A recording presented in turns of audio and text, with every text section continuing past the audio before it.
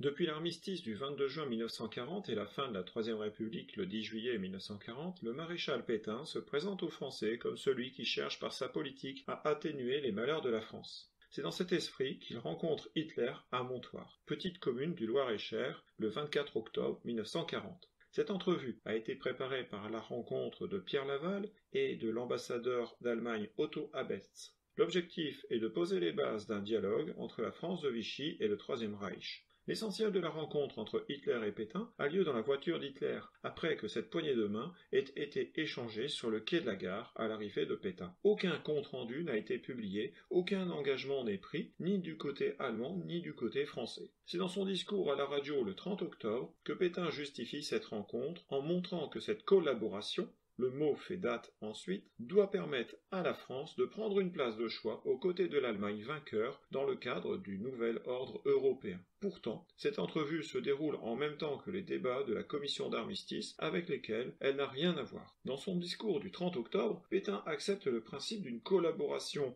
basée sur le dialogue dans l'honneur et entre soldats. Dans son esprit, il s'agit d'abord d'atténuer les souffrances de la France et des Français. Il espère en particulier, en montrant la bonne volonté de l'État français, obtenir un adoucissement des conditions très lourdes de l'armistice, en particulier le retour des prisonniers de guerre, l'assouplissement des conditions de passage de la ligne de démarcation, ou encore le retour du gouvernement français à Versailles. Il n'est pourtant pas question pour Pétain d'entrer en guerre aux côtés du Troisième Reich. Hitler, quant à lui, considère la collaboration de l'État français comme une opportunité tactique et stratégique. Il entend profiter de tout ce que peut lui apporter l'État français dans la poursuite du conflit contre la Grande-Bretagne et dans la perspective de l'invasion de l'URSS. C'est aussi se garantir des intentions françaises, soumettre l'État français avec un minimum d'efforts et de moyens. Dans la réalité, la domination économique du Troisième Reich sur la France reste écrasante. L'État français est l'allié du Troisième Reich dans la protection de l'Afrique du Nord contre les Britanniques.